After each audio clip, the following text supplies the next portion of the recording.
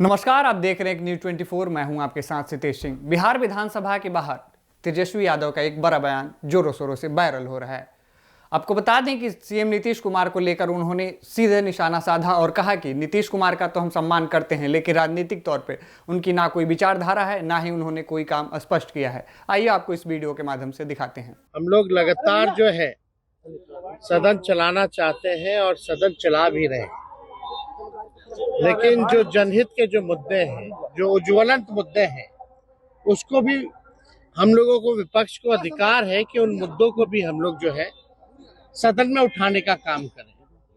आप लोगों ने देखा कि किस प्रकार से हम लोगों ने बिहार में आरक्षण के सवाल को उठाने का काम किया, और आरक्षण के सवाल को तो हम लोगों ने उठाया, लेकिन सरकार द्वारा जो है कोई भी जो है सही जवाब जो है, संतोषजनक जवाब जो है हम लोगों को नहीं मिला। आज हम लोगों के साथियों ने, सभी लेफ्ट पार्टियों ने, माले के लोगों ने, आरजेडी कांग्रेस के लोगों ने, जो देश में सबसे ज्वलंत मुद्दा है वक्फ बोर्ड को लेकर के, इसको हम लोगों ने उठाया, लेकिन स्पीकर साहब ने हम लोगों को वक्त नहीं दिया इस पे कोई बात करने को, और सीधे जो है खारिज कर दिया गया। देखिए, केंद्र सरकार द्वारा पूरी तरीके से साजिश है देश में नफरत फैलाना। ये पूरी तरीके से जो वक्फ बोर्ड का जो बिल लाया गया है, ये असंवैधानिक बिल है, और इसका विरोध हम लोगों ने पार्लियामेंट में भी किया, सड़कों पर भी करेंगे, और बिहार में विधानसभा में भी हम लोग कर रहे हैं। किसी भी कीमत पर जो है ये बिल जो है असंवैधानिक बिल, इसको हम लोग पास होने नहीं देंगे।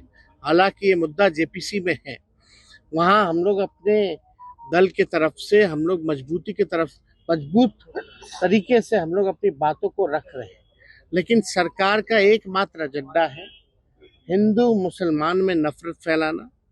और इस देश की खूबसूरती ही डाइवर्सिटी है, देश की खूबसूरती डाइवर्सिटी है, इसलिए किसी भी प्रकार से जिस प्रकार की नफरत की राजनीति हो रही है, इसके खिलाफ हम लोग हमेशा से खड़े रहेंगे। दूसरी बात हम ये बताना चाहेंगे आप लोगों के समक्ष कि कल उप मुख्यमंत्री सम्राट चौधरी जी ने, जब हम आरक्षण की बात कर रहे थे, तो उन्होंने एक झूठा बयान दिया, और असत्य कहना, झूठ कहना, उप मुख्यमंत्री को शर्म से डूब मरना चाहिए। जो हम बातें करें, उन्होंने कहा कि 90 से लेकर के 2004 तक हम लोगों ने कोई आरक्षण ही नहीं दिया। इन लोगों तो सम्राट चौधरी जी हम ही लोग की ना पार्टी में थे। पहली बार तो लालू जी ने इनको टिकट दे करके जिताए, मंत्री भी बनाए, वो क्या क्या हंगामा हुआ तो सब लोग जान रहा है। लेकिन उनको कम से कम जानकारी होनी चाहिए कि लालू जी की सरकार ने, राबड़ी जी की सरकार ने कितना आरक्षण लोगों को दिया। उनको इतिहास पता होना चाहिए। सबसे पहले जो आरक्षण जो है पिछड़े अति पिछड़ों का, आप देखिएगा, फैक्ट चेक कीजिएगा, तो 1978 में जन नायक कर्पूरी ठाकुर जी ने दिया था। पिछड़ों को 12% और अति पिछड़ों को 12% और पिछड़ी जातियों को 8% आरक्षण दिया था। और उस समय भाजपा के लोग क्या क्या नारा लगाते थे कर्पूरी जी के खिलाफ, आज सम्राट जी को याद है कि नहीं है? जरा पूछिएगा, फैक्ट चेक करके बोलना चाहिए। जब लालू जी जो है, इसके मतलब 1978 के बाद 12 साल बाद लालू जी 1990 में जब मुख्यमंत्री बने, उन्होंने 12% जो अति पिछड़ों का आरक्षण था उसको 14% कर दिया। और ठीक उसके 10 साल बाद, यानी 90 से 2000 में, जब राबड़ी देवी जी प्रथम महिला मुख्यमंत्री जब मुख्यमंत्री बनी, झारखंड जब अलग हुआ, तो आप देखिएगा आरक्षण जो 14% जो अति पिछड़ों का था, उसको बढ़ा करके 18% जो है करने का काम किया। और 2005 में आप देखिएगा कि सरकार हटने के बाद 2005 में नीतीश कुमार मुख्यमंत्री बने, उसके बाद से SC ST OBC आरक्षण की सीमा कभी नहीं बढ़ाई गई। और ठीक कब बढ़ा? जब हमारी 17 महीने की सरकार थी। तो ये जानकारी होनी चाहिए। हम लोगों ने 65% किया पिछड़ों का, अति पिछड़ों का। यानी जब कर्पूरी जी ने शुरुआत की लालू जी ने, राबड़ी देवी जी ने बढ़ाया, और जब हमारी महागठबंधन की 17 महीने की जब सरकार थी तो हम लोगों ने 65% करने का काम किया।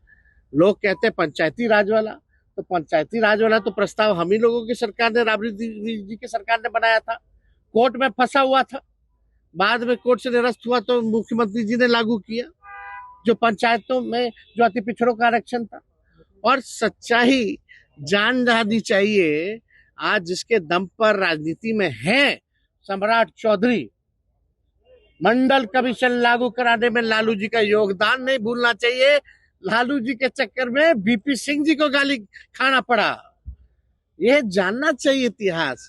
शर्म आना चाहिए ऐसे मंत्रियों को जिनको इतिहास नहीं पता है और सदन के पटल पर केवल झूठ बोलना, प्रचार अफवाह फैलाना, केवल यही काम रह गया।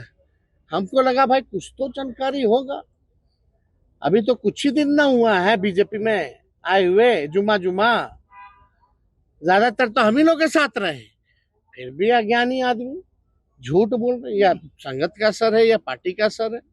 सच्चाई जो है फैक्ट चेक करना चाहिए। अब कितना आरक्षण आप लोग डिमांड कर रहे हैं? अरे हम तो बोले संशोधन कीजिए ना, अब तो बैरियर टूट गया।